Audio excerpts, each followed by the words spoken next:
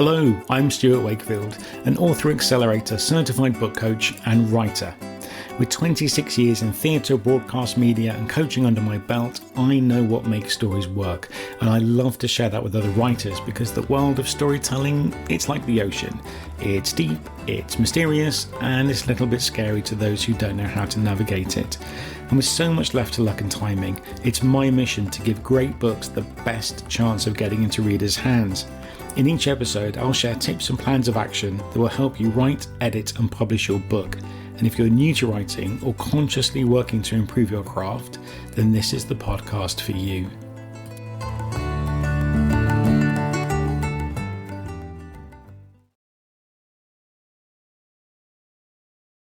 Romance novels are probably my favourite escape from reality, and many other readers can't get enough of them.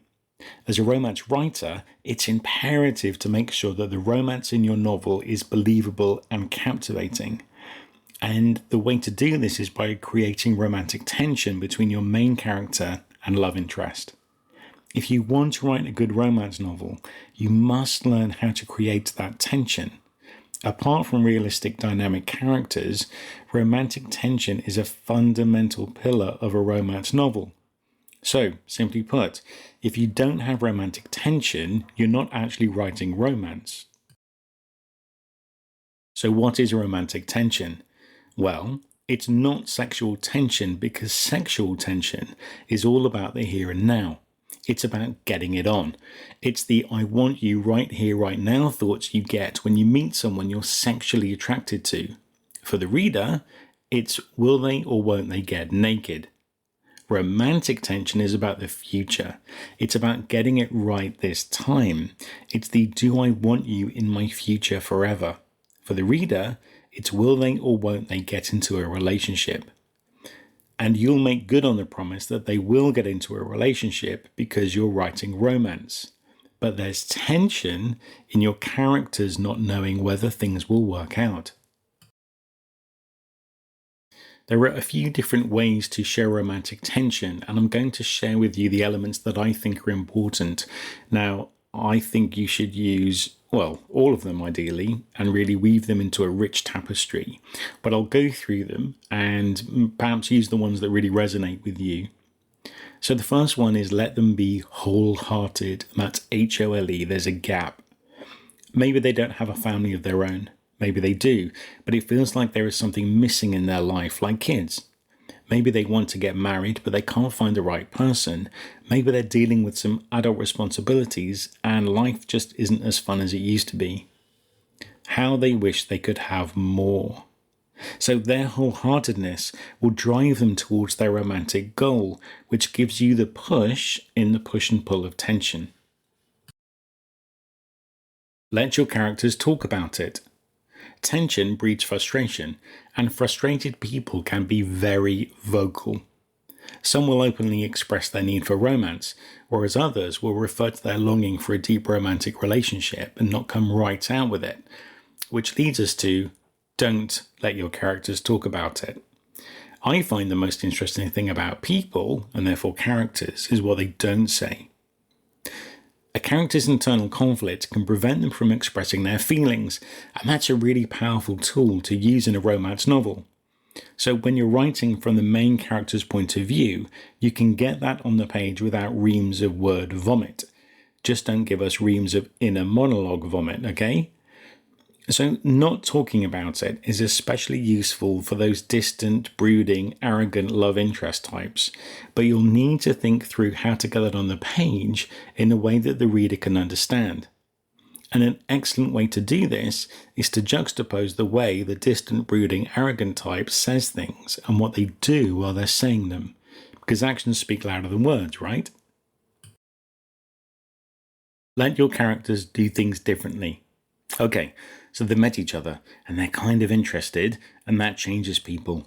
Romantic feelings mess with people's heads. They do things they wouldn't normally do and make choices they wouldn't usually make. Why would they go out for a jog when they can stay home and gaze longingly out of a window? And that change of routine can cause inattention. Why did I just put 17 sugars in my tea? What's wrong with me? Is it that guy? No, it can't be. Is he the one? No, he can't be. But what if he is? And this tea is vile. And that change of routine can also cause external tension. Why did you just put 17 sugars in my tea? I did. Yeah, what's wrong with you? Nothing. Am I distracting you? No, it's just I am. I'm distracting you. I told you you're distracting you. I know. It's a gift. Oh, you're driving me crazy. Yeah, I get that a lot. You know what else? What? You make a terrible cup of tea. Let them do things their own way. Even when two characters are doing or feeling similar things, they will do or feel them in different ways. And if they're doing or feeling opposite things, they still won't be the same in their doing or feeling. There's no right or wrong way to do things. You just have to find what works best for your characters. But feeding that into the back and forth between the characters and working out how each character will react to the other can really ramp up the romantic tension. Will it be a step back for them or a tantalizing step closer? Let them resist. People often deny what they want the most. They might have doubts about themselves, the other person, or both. They think this will never work. And this is usually because the love interest will be objectionable in some convoluted way the main character has decided. The main character may want to be married to someone else, or they may think they love their best friend. And the idea of hooking up with anyone else makes them feel queasy. They may resist because of something that happened in the past, a person who rejected them, or a betrayal. It's almost always something pretty crappy. Let them be challenged. Yeah, we've all seen the love interest's dreadful, clingy partner who will do everything they can to keep the main character away from said love interest. But a challenge can be more than a love rival. So think of a challenge that takes the love interest's attention away from the main character. It could be a dependent, that adorable granny who needs 24/7 care, a demanding child, or even an attention-seeking mother. It could be an addiction, drink, drugs, watching cat videos on YouTube.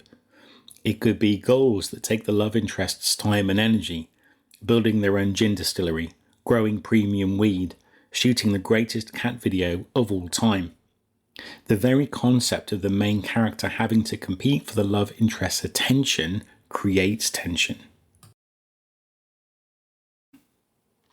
Let them get into tricky situations.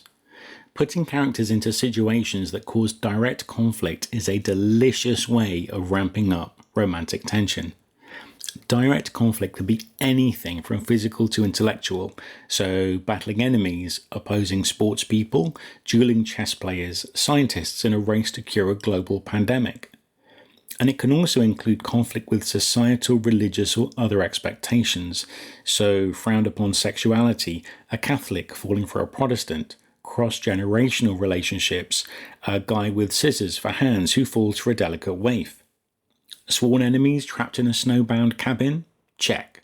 Rival tobogganers forced into the same Olympics team and a very snug toboggan? Check. Two young Italian star-crossed lovers from feuding families fall hard? Check. Let them keep bumping into each other. Especially for characters who aren't thrust together, the "oh no, it's you again" mechanism works great for building romantic tension. Your character's initial dismay at bumping into the love interest gets sidetracked when the love interest does or say something that's so charming the main character can't help but begin to change their opinion about them. In any other genre, I'd advise against coincidences that improve things for the characters.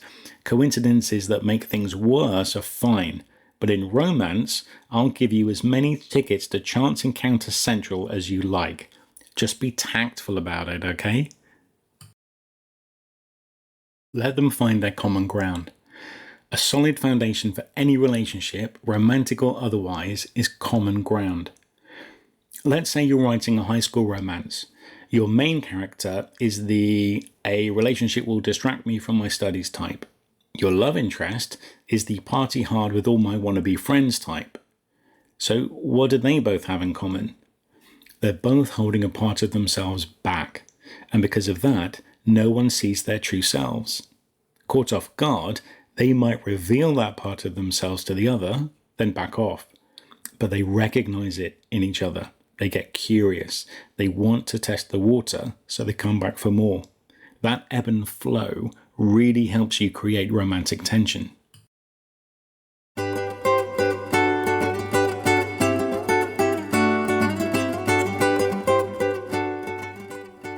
Before I wrap up, I invite you to do all the usual stuff. You know the drill. Like, review, share and subscribe. But better than all of that, come and visit me at thebookcoach.co. You can sign up for my free self-editing guide and take a look at the services I provide. But there's tons, and I mean tons of free useful stuff on my blog too.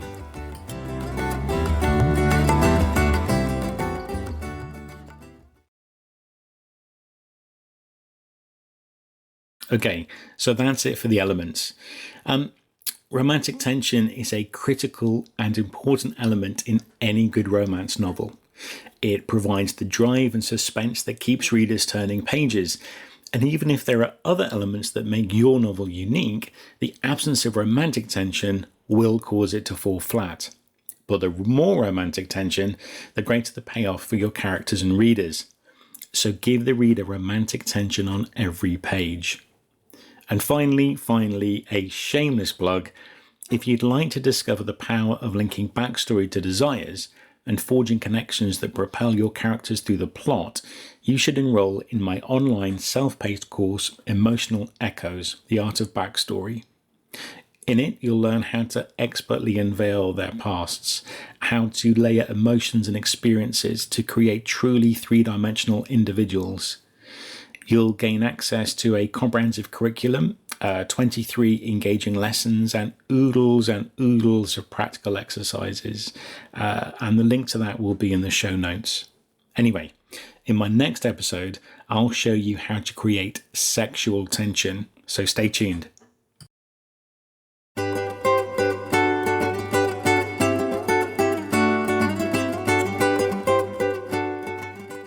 Thank you for listening to today's episode. I'm conscious there are a lot of podcasts out there, and I really appreciate you taking time out of your day to listen to mine. But also, well done for investing some time in your own writing life. And yes, this podcast is about writing, but I'm here for you, not just your stories.